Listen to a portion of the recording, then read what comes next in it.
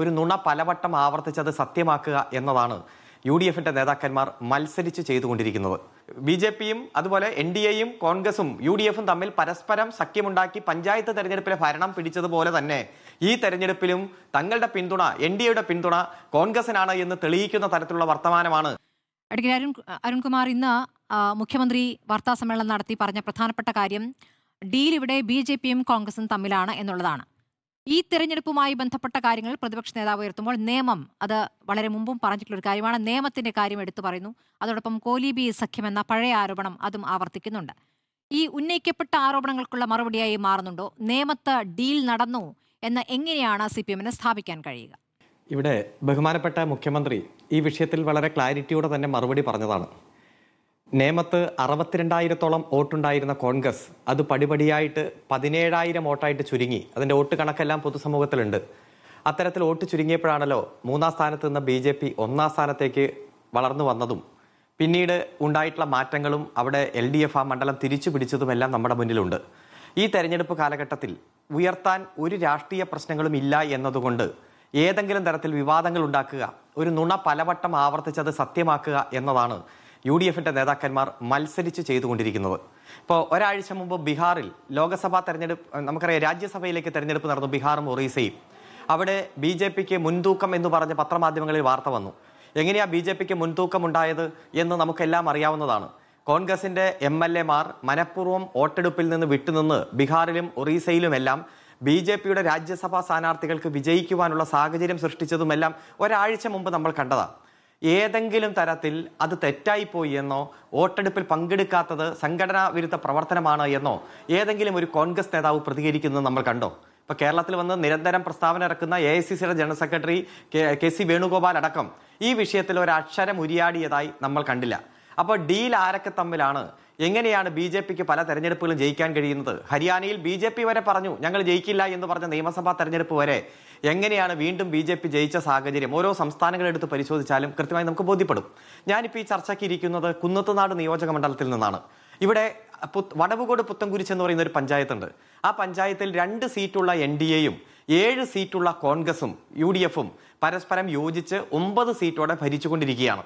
ഇപ്പോൾ 2-3 ദിവസം മുമ്പ് NDAയുടെ സ്ഥാനാർത്ഥിയായിട്ട് ഇവിടെ വന്ന ബാബു ദിവാകരൻ പറഞ്ഞു, ഞാൻ എന്നെ സ്ഥാനാർത്ഥിയായിട്ട് നിർത്തിയ 2020യുടെ മുതലാളി സാബു ജേക്കബിനെ ഒന്ന് കാണാൻ ശ്രമിച്ചിട്ട് ഒന്ന് ഫോൺ വിളിച്ചിട്ട് ഇതുവരെ അദ്ദേഹം ഫോൺ പോലും എടുത്തിട്ടില്ല എന്ന്. അതായത് ഇവിടെ BJPയും അതുപോലെ NDAയും കോൺഗ്രസും UDFും തമ്മിൽ പരസ്പരം സഖ്യമുണ്ടാക്കി പഞ്ചായത്ത് തെരഞ്ഞെടുപ്പിലെ ഭരണം പിടിച്ചതുപോലെ തന്നെ ഈ തെരഞ്ഞെടുപ്പിലും തങ്ങളുടെ പിന്തുണ, NDAയുടെ പിന്തുണ കോൺഗ്രസിനാണ് എന്ന് തെളിയിക്കുന്ന തരത്തിലുള്ള വർത്തമാനമാണ് NDAയുടെ സ്ഥാനാർത്ഥി തന്നെ പറയുന്നത്. എന്നെ സ്ഥാനാർത്ഥിയായിട്ട് കൊണ്ടുവന്ന ആൾ പോലും ഞാൻ വിളിച്ചിട്ട് ഫോൺ എടുക്കുന്നില്ല എന്ന്. ഇത് പല മണ്ഡലങ്ങളിലും ദൃശ്യമാണ്. ഇത് പൊതുസമൂഹത്തിലേക്ക് വാർത്തയായിട്ടും വിവരങ്ങളായിട്ടും വരുമ്പോൾ അതിനെ ചെറുക്കാൻ ഒരടി മുന്നിൽ എന്ന രൂപത്തിൽ പരസ്പര വിരുദ്ധമായ ആരോപണങ്ങൾ ഉന്നയിക്കുകയാണ്. ഏതെങ്കിലും ഒരു ആരോപണത്തിന്റെ ഒരു തെളിവ് പുറത്തുവിടാൻ കോൺഗ്രസിന്റെ നേതാക്കന്മാർക്ക്, പ്രത്യേകിച്ച് പ്രതിപക്ഷ നേതാവിനോ KC വേണുഗോപാലിനോ കഴിഞ്ഞിട്ടില്ല. ചില മണ്ഡലങ്ങൾ എടുത്തു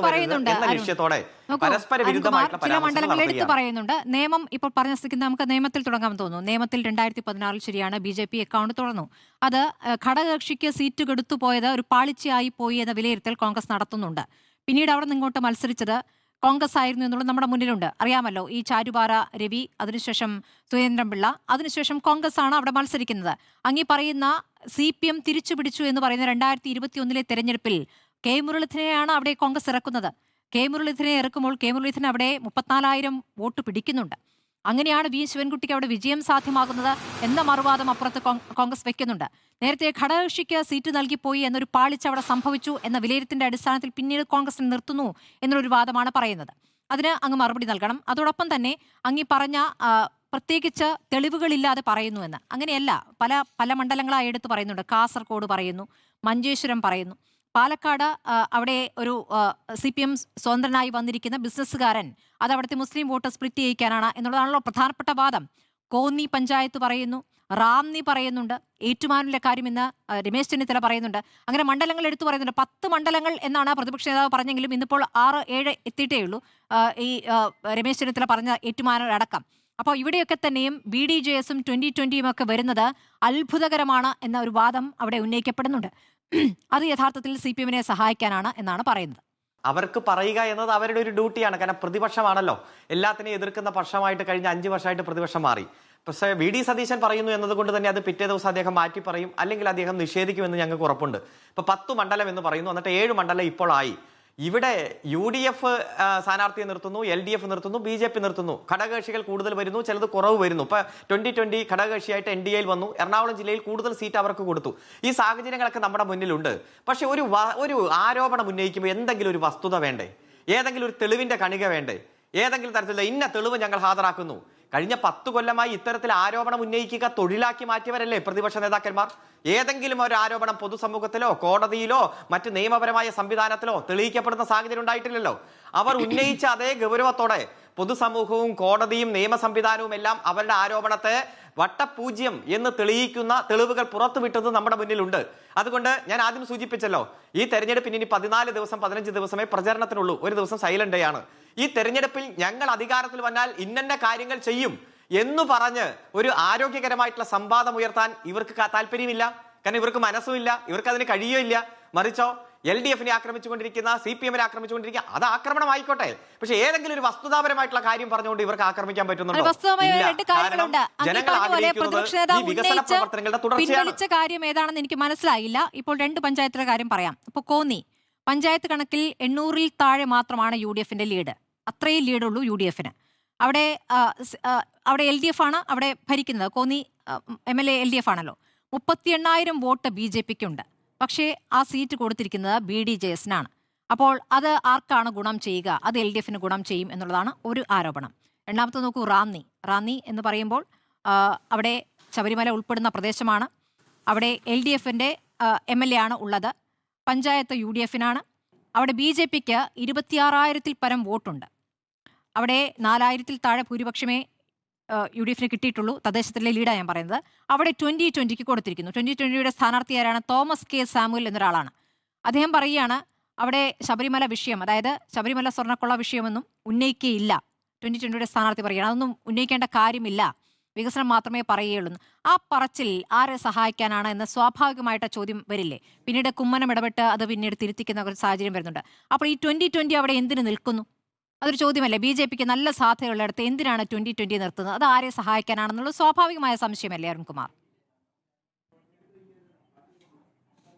അല്ല, 26,000 വോട്ടുള്ള ഒരു കാൻഡിഡേറ്റ് അല്ലെങ്കിൽ ഒരു മുന്നണി അവർക്ക് വിജയ സാധ്യത എന്ന് താങ്കൾ ഇവിടെ ഈ ചർച്ചയുടെ ഭാഗമായിട്ട് പറഞ്ഞിട്ട് കാര്യമില്ലല്ലോ. താങ്കൾക്കറിയോ, കഴിഞ്ഞ തെരഞ്ഞെടുപ്പിൽ ജോസ് കെ മാണിയുടെ കേരള കോൺഗ്രസ് മാണി വിഭാഗം ഇടതുപക്ഷത്തോട് യോജിക്കാൻ തീരുമാനിച്ചു. ഞങ്ങളുടെ ഘടകകക്ഷിയായിട്ട് മാറി. എറണാകുളം ജില്ലയിൽ തുടർച്ചയായി CPM മാത്രം ജയിച്ചുകൊണ്ടിരുന്ന ഒരു മണ്ഡലമാണല്ലോ പെരുമ്പാവൂര്. 3 തവണ ശ്രീ സാജു പോൾ തുടർച്ചയായിട്ട് MLA ആയതാണ്. ആ മണ്ഡലം ഒരു പുതിയ ഘടകകക്ഷി മുന്നണിയിലേക്ക് വന്നപ്പോൾ വിട്ടുകൊടുത്തു. പിറവം മണ്ഡലം പലതവണ ഞങ്ങൾ ജയിച്ചു, അതുപോലെ TM ജേക്കബ് ജയിച്ചു. നമുക്ക് വളരെ അടിസ്ഥാനമായിട്ട് വോട്ടുള്ള, ഇടതുപക്ഷത്തിന് വോട്ടുള്ള മണ്ഡലമാണ്. ആ മണ്ഡലം വിട്ടുകൊടുക്കാൻ തയ്യാറായി. ചാലക്കുടി BD ദേവസ്യ തുടർച്ചയായിട്ട് ജയിച്ചുകൊണ്ടിരുന്ന LDF ജയിച്ച മണ്ഡലം വിട്ടുകൊടുത്തു. കാരണം ഒരു മുന്നണിയിലേക്ക് ഒരു പുതിയ പാർട്ടി വന്നപ്പോൾ 12 സീറ്റാണ് അന്ന് കൊടുത്തത്. അത്തരത്തിൽ ഏറ്റവും ഉറപ്പുള്ള സീറ്റുകൾ വരെ വിട്ടുകൊടുക്കാൻ തയ്യാറായി. അപ്പോൾ LDF അത്തരത്തിലൊരു വിശാലമായിട്ടുള്ള മനസ്സ് കാണിച്ചത് നമുക്ക് ഓർമ്മയുണ്ട്. മുന്നണിയുടെ കെട്ടുറപ്പിന് വേണ്ടിയിട്ടാണ്. ഇപ്പോൾ NDA ഞാൻ അവർക്ക് വേണ്ടി വാദം പറയുകയല്ല, മറിച്ച് ഒരു ഘടകകക്ഷികൾ കൂടുതൽ വരുമ്പോൾ ഏതെങ്കിലും തരത്തിൽ സീറ്റ് ഡിവൈഡ് ചെയ്തതാകാം, അത് പറയേണ്ടത് അവരാണ്. പക്ഷേ ഏതെങ്കിലും തരത്തിൽ ഒരു മുന്നണി വന്നു, സ്ഥാനാർത്ഥി വന്നു, അത് ഡീൽ എന്ന് പറഞ്ഞാൽ ഞാൻ ചോദിക്കട്ടെ, ഏതെങ്കിലും വസ്തുതാപരമായ ഒരു കാര്യം പുറത്തുവിട്. ചർച്ചയുടെ ഇപ്പോഴത്തെ ഡീൽ എന്ന് പറയുന്നത് അങ്ങോട്ടും ഇങ്ങോട്ടും 2,000-3,000 വോട്ടുകൾ മറിക്കുക എന്നതല്ല ഡീല്. ദുർബലനായ സ്ഥാനാർത്ഥിയെ നിർത്തുക, അല്ലെങ്കിൽ ഈ പറഞ്ഞ BJP-ക്ക് സ്വാധീനമുള്ള സ്ഥലങ്ങളിൽ 2020 നിർത്തുക, അല്ലെങ്കിൽ BDJS-നെ നിർത്തുക. അപ്പോൾ ആ BJP വോട്ട് BDJS-ന് പോകില്ല, 2020-ക്ക് പോകില്ല. പകരം അത് LDF-ലേക്ക് വന്ന് വീഴുന്ന രൂപത്തിൽ ആണ് ആ സ്ഥാനാർത്ഥി നിർണയം എന്നുള്ളതാണ് പ്രധാനപ്പെട്ട ആരോപണം. ന്യൂനപക്ഷ വോട്ട് ഭിന്നിപ്പിക്കുക, അങ്ങനെ ഭിന്നിപ്പിച്ച് ശോഭാ സുരേന്ദ്രന് ഒരു സാഹചര്യം ഒരുക്കുക. അപ്പോൾ ശോഭയെ വിജയിപ്പിച്ചാൽ എന്താണ് പകരമായി നൽകുക? പകരം തിരിച്ച് ഈ പറഞ്ഞ 10 ഇടങ്ങളിൽ, അതാണ് ഈ 10 ഇടങ്ങളുടെ കാര്യം പറയുന്നത്, അവിടെ ദുർബലരായ സ്ഥാനാർത്ഥികളെ നിർത്തുന്നു. അപ്പോൾ 2 ഇടത്ത് ജയിക്കാൻ കഴിഞ്ഞാൽ മതി BJP-ക്ക് ഒന്ന് നിയമസഭയിൽ എത്തിയാൽ മതി, പകരം തുടർ ഭരണത്തിന് സഹായിക്കാം എന്ന വാഗ്ദാനം നൽകിയെന്ന ആരോപണമാണ് ഉന്നയിക്കുന്നത് അരുൺകുമാർ. ഇവിടെ ബഹുമാനപ്പെട്ട കോൺഗ്രസിന്റെ പ്രതിനിധി ഒരു വാദം പറഞ്ഞല്ലോ, നേമത്ത് ഞങ്ങളുടെ വോട്ട് ഘടകകക്ഷിയെ നിർത്തിയപ്പോൾ കുറഞ്ഞു, പിന്നെ ഞങ്ങൾ K. മുരളീധരനെ നിർത്തിയപ്പോൾ വോട്ട് കൂടി. ഞാൻ ആദ്യം അതിന്റെ കണക്ക് പറഞ്ഞു. 62,000 വോട്ട് കോൺഗ്രസിന് ഉണ്ടായിരുന്ന നേമത്ത് അത് കുറഞ്ഞ് 17,000 മാറി. പിന്നെ K. മുരളീധരൻ വന്നപ്പോൾ അച്ചിലൂടെ കൂടി ഒരു 30,000-ലേക്ക് എത്തി. ഇതിനാണ് ഡീൽ എന്ന് പറയുന്നത്. ഒരു മുന്നണി, ഒരു കൊയലീഷൻ എന്ന് പറഞ്ഞാൽ ഏക ലക്ഷ്യത്തോടെ, ഒരു സമവായത്തോടെ, അഭിപ്രായ ഐക്യത്തോടെ ഒരു മുന്നണിയുടെ ഭാഗമായി വിവിധ രാഷ്ട്രീയ കക്ഷികൾ അണിനിരക്കുന്നു. അതിൽ ഏത് ഘടകകക്ഷി മാറി മാറി മത്സരിച്ചാലും ആ മുന്നണി ഉയർത്തിപ്പിടിക്കുന്ന രാഷ്ട്രീയത്തിനാണ് കാര്യം. അപ്പോ കോൺഗ്രസ് മാറി കോൺഗ്രസിന്റെ UDF മുന്നണിയിലെ മറ്റൊരു കക്ഷി വന്നപ്പോ 62,000 17,000 ആയിട്ട് കുറഞ്ഞു എന്നും, പിന്നെ കോൺഗ്രസ് തിരിച്ചു വന്നപ്പോൾ ഞങ്ങൾ കുറച്ച് വോട്ട് കൂട്ടി 30,000 ആക്കി എന്ന് പറയുന്നതാണ് ഡീല്. ആ കുറഞ്ഞ വലിയ ശതമാനം വോട്ട് ആര് എപ്പോൾ കൊടുത്തു എന്നതാണ് ഡീലിന്റെ കണ്ടീഷൻ.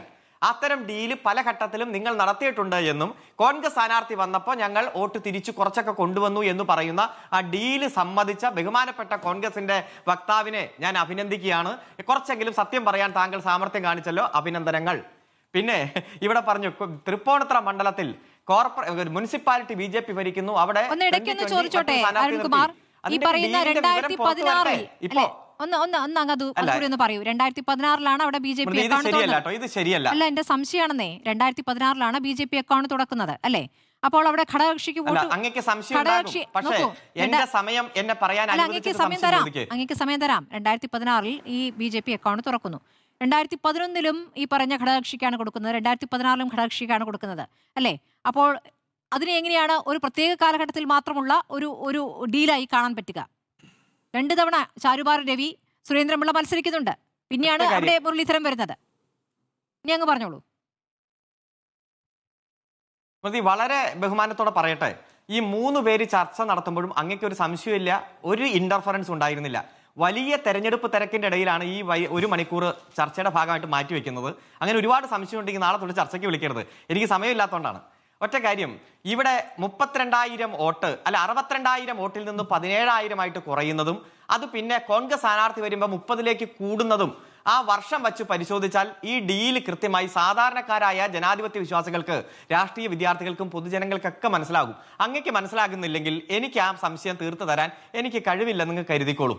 പിന്നെ ഇവിടെ ഈ RV ബാബു എന്ന് പറയുന്ന ഒരു വിശ്വ ഹിന്ദു പരിഷത്തിന്റെ നേതാവുണ്ട്. അദ്ദേഹം പറഞ്ഞിട്ടുണ്ട്, ഈ VD സതീശൻ തന്നെ പറവൂര് ഓരോ തവണ വിജയിക്കുന്നത് എങ്ങനെയാണ് ആ ചർച്ചകൾ നടക്കാറ്, എത്ര വോട്ടാണ് ഞങ്ങൾ കൊടുക്കുന്നതെന്ന് ഈ RV ബാബു തന്നെ ഒരു പുസ്തകത്തിൽ എഴുതിയിട്ടുണ്ട്. പലതവണ അദ്ദേഹം വെളിപ്പെടുത്തിയിട്ടുണ്ട്. സമയം കിട്ടുമ്പോൾ അതൊന്ന് എടുത്ത് പരിശോധിക്കുക. KG മാരാർ വടകര അതുപോലെ ബേപ്പൂർ ഡീലിനെ കുറിച്ച് ഞാനൊന്ന് പറയട്ടെ, താങ്കളൊന്ന് ക്ഷമിക്കൂ. എന്തിനാണ് ഇത്ര അസഹിഷ്ണുത? ഞാൻ പറഞ്ഞല്ലോ, എനിക്ക് കിട്ടുന്ന തുച്ഛമായ സമയത്താണ് താങ്കളുടെ എല്ലാ സംശയങ്ങളും. ആയിക്കോട്ടെ, ഏത് സംശയം തീർത്തു തരാൻ ഞാൻ തയ്യാറാണ്. പക്ഷെ ഇടയ്ക്കിടയ്ക്ക് ഈ ഇന്റർഫറൻസ് ഒന്ന് മര്യാദകേടാണ്, അത് നിർത്തിവെക്ക്. സമയമൊക്കെ ഉണ്ട്. KG മാരാർ എഴുതിയിരിക്കുന്ന പുസ്തകത്തിന്റെ എന്റെ ഓർമ്മ ശരിയാണെങ്കിൽ 312ാമത്തെ പേജിൽ ഈ വടകര ബേപ്പൂർ ഡീലിനെ കുറിച്ച് കൃത്യമായിട്ട് പറഞ്ഞിട്ടുണ്ട്. കോലീബി സഖ്യം, അവിടെ ആർക്ക് വോട്ട് ചെയ്തു എന്നും അതിന്റെ ലക്ഷ്യം എന്തായിരുന്നു എന്നും അത് പരാജയപ്പെട്ടതിനെ കുറിച്ച് എഴുതിയിട്ടുണ്ട്. അതും അങ്ങൊന്നും എടുത്ത് വായിച്ച് പരിശോധിക്കുക. ഇതൊക്കെ ഞങ്ങൾ പറയുന്നത് വസ്തുതാപരമായിട്ടുള്ള കാര്യമാണ്. കൃത്യമായിട്ടുള്ള വിവരങ്ങൾ വെച്ച്, ഓരോ അനുഭവസ്ഥർ എഴുതിയ വിവരങ്ങൾ വെച്ചും പറഞ്ഞ വിവരങ്ങൾ വെച്ചുവാ. പക്ഷെ കോൺഗ്രസ് ഉന്നയിക്കുന്ന ആരോപണം എന്താ? അങ്ങ് ഉണ്ടയില്ല വെടിവെക്കുക. 10ഓളം മണ്ഡലങ്ങളിൽ ഇപ്പൊ 7 എണ്ണം വന്നു. എന്തെങ്കിലും ഒരു ആരോപണം, സംശയത്തിന്റെ ഒരു കണിക, എന്തെങ്കിലും ഒരു തെളിവിന്റെ കണിക ഒന്നുമില്ല. പൊതു രാഷ്ട്രീയം ചർച്ചയാക്കരുത്. ഇപ്പൊ എന്തായിരുന്നു വലിയ വിവാദം ഇവിടെ? 10 വർഷം മുമ്പുള്ള കാര്യങ്ങളെ കുറിച്ച് ഒരു ചോദ്യം ചോദിക്കാൻ പാടില്ല. 10 വർഷം മുമ്പുള്ള കാര്യങ്ങളുമായിട്ട് താരതമ്യ പഠനം നടത്തിയ ഞങ്ങൾ നേരെ ഹൈക്കോടതിയിൽ പോകും. അത് ചോർന്നു, ഇത് ചോർന്നു എന്ന് പറഞ്ഞ് ഞങ്ങൾ കേസിന് പോകും. ഇതൊക്കെ കണ്ടില്ലേ?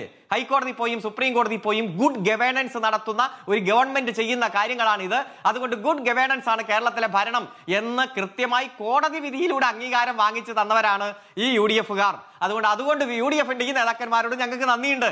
കാരണം കൃത്യസമയത്ത് പോയി കോടതി വിധി മേടിച്ചു തന്നു. ഇപ്പൊ നമ്മൾ ചർച്ച ചെയ്യേണ്ടത് ഈ തെരഞ്ഞെടുപ്പിൽ ഞങ്ങൾ ഉയർത്തുന്ന രാഷ്ട്രീയം, UDF ഉയർത്തുന്ന രാഷ്ട്രീയം, BJP ഉയർത്തുന്ന രാഷ്ട്രീയമാണ്. പ്രകടന പത്രികയുമായി നമുക്ക് ചർച്ച നടത്താം, ഒരു കേരളത്തിന്റെ വികസനത്തെ കുറിച്ച് ചർച്ച നടത്താം. പക്ഷെ ഇതൊന്നും ചർച്ചയാക്കാതെ അങ്ങ് 3-4 ദിവസം ഡീല്. ഞാൻ പറഞ്ഞല്ലോ, അവിടെ ഡീലാണെങ്കിൽ മഹാസഖ്യം. ഞാൻ ഇരിക്കുന്ന പ്രദേശത്ത് വടവുകോട് പുത്തൻകുരിശ് പഞ്ചായത്തില് NDAയും കോൺഗ്രസും ഒരുമിച്ച് ഭരിക്കുക. അതൊരു ചർച്ചയല്ല, കാരണം അവർ ഭരിച്ചോട്ടെ. ഇവിടെ CPM LDF. ഞാൻ ചോദിക്കുന്നു, എന്തെങ്കിലും ഒരു തെളിവിന്റെ കണിക ആരെങ്കിലും പുറത്തുവിടട്ടെ. UDFന്റെ ഏത് നേതാക്കൾ, മാധ്യമങ്ങൾ പുറത്തുവിടട്ടെ.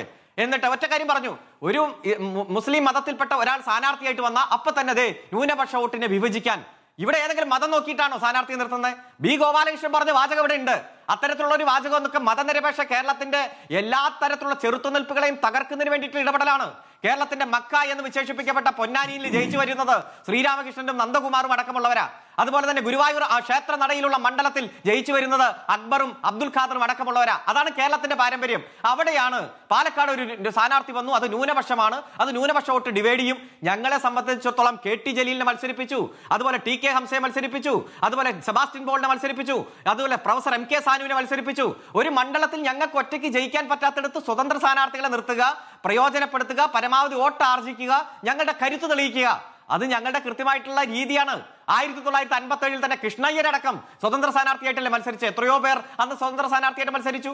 അത്തരത്തിലുള്ള പരീക്ഷണത്തെ രാഷ്ട്രീയപരമായിട്ടുള്ള പരീക്ഷണമായി കാണാതെ വോട്ട് ഡീലാണ്, അവിടെ ഡിവൈഡ് ചെയ്യാനാണ്, ഇവിടെ ഡിവൈഡ് ചെയ്യാനെന്നൊക്കെ പറയുന്നത് രാഷ്ട്രീയപരമായിട്ടുള്ള അല്പത്തരമാണ്. രാഷ്ട്രീയമില്ലാത്ത സാഹചര്യത്തിലേക്ക് വലതുപക്ഷം മാറുന്നതാണ് നാം കാണുന്നത്.